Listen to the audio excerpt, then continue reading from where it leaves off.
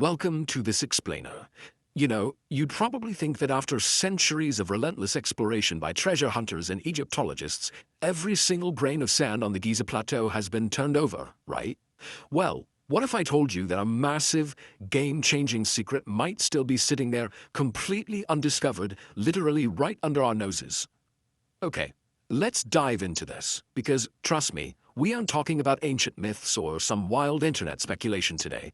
We're looking at a thoroughly researched proposal by independent researcher Keith Hamilton. He's put forward a truly thrilling theory that there could be a completely intact 4th Dynasty royal tomb just sitting there waiting to be opened. Let's meet the prime suspect of our archaeological detective story. If you look at the footprint of Mastaba G7510, it is the absolute largest tomb in the Great Pyramid's Eastern Cemetery. This thing was constructed with incredibly large blocks of masonry designed to hold back a massive debris fill, and back in the day it was encased entirely in this brilliantly fine white Tura limestone. But what makes it so structurally fascinating is that despite its gargantuan footprint, it only has a single burial shaft sunk right into its southwest quadrant. And this brilliantly illustrates just how massive we're talking about here. Look at this comparison. Mastaba G7510 is roughly 100 meters by 51 meters. It's honestly kind of hard to wrap your head around, but its longest length is literally about the same size as the base length of the entire Pyramid of Menkaure. It is an absolute mammoth of a structure, almost identical in scale to the largest tomb in the Western Cemetery. But this particular one has a very specific, incredibly important owner. The occupant of this colossal mastaba was none other than Prince Onkhof. Now, he wasn't just anybody, he was the half-brother to Pharaoh Khufu himself. But here's why this really matters for our mystery. Onkhof held the title of vizier, think of him basically as the prime minister of Egypt, and he was the head of royal building works. He had immense, totally unparalleled power over the plateau. We even have direct written records of the guy. He's explicitly mentioned in the famous diary of Mera, which is a primary document detailing the transport of Tura limestone for Khufu's massive construction projects. So, looking at the layout of the surface chapel, we find a really strange juxtaposition. For a man of such immense power and wealth, the surface-level discoveries are, well, shockingly modest. The exterior chapel wasn't made of fine imported stone, but rather a simple mud brick construction. Inside, behind a false door, explorers found an empty serdab, which is a concealed chamber meant for a statue. There was an offering platform, and in one room, labeled Room D, they did actually find the famous gorgeous bust of Onkhof. But the overall modesty of this chapel builds a huge, captivating mystery. Why on earth would the man overseeing the Great Pyramid build himself such a strangely unassuming exterior? Well, to find out, we have to go underground. I want you to imagine taking a really suspenseful, physical descent deep down into the solid bedrock with me right now. Step 1, we enter a 2.6-meter-wide masonry-lined shaft. Step 2, we descend down into the pitch black for over 17 meters. Step 3, at the very bottom, we have to squeeze our way through a narrow, sloping passage. And finally, Step 4, we step into the main burial chamber. Welcome to our ultimate archaeological crime scene. But here's where the story gets incredibly strange. Look at the facts of this supposedly empty chamber. There was no sarcophagus found, no canopic chest, no discarded bones anywhere, and absolutely zero traces of any grave goods. But here's the absolute most crucial clue of the whole shebang.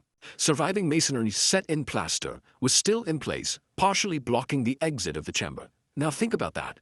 If grave robbers had plundered this tomb and hauled a massive stone sarcophagus out of there, keeping that original blocking masonry perfectly intact would have been completely physically impossible. And why is that? Because of this one very specific measurement. 1.15 meters. That is the total height of the sloping passage leading into the chamber. It is incredibly narrow. Thieves physically could not have hauled a giant, heavy stone sarcophagus up and out of a 1.15-meter clearance without completely obliterating that plastered blocking masonry at the entrance.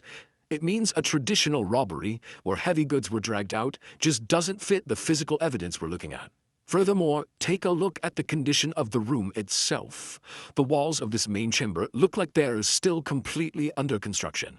Sure, a few blocks look smooth, But most of the masonry is totally unfinished.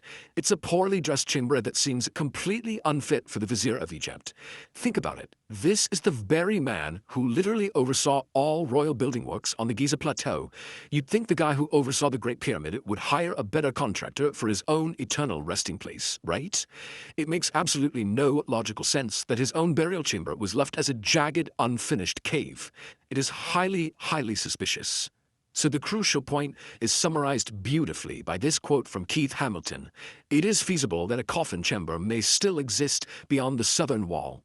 Hamilton's twisting, absolutely brilliant theory proposes that this unfinished masonry isn't a sign of a rush job or lack of funds. Rather, it's a deliberate, calculated cover-up by the master builders of Egypt, designed to secretly hide a continuation of the passage directly behind that southern wall.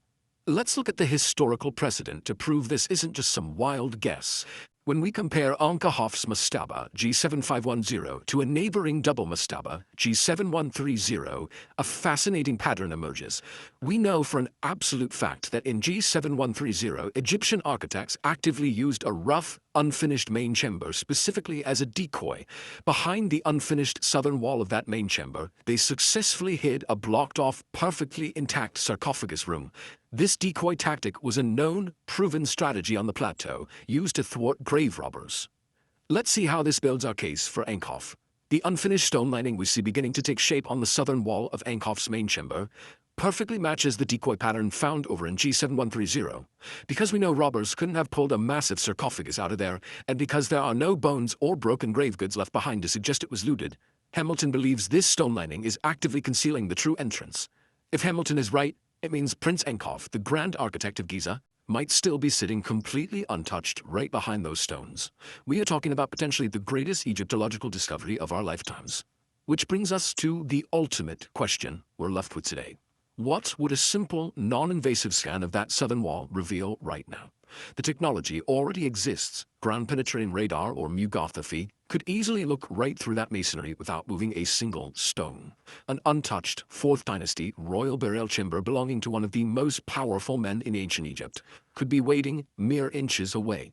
It's genuinely thrilling to imagine what modern technology might uncover tomorrow if the authorities simply decide to scan that wall. So, what do you think is waiting in the dark?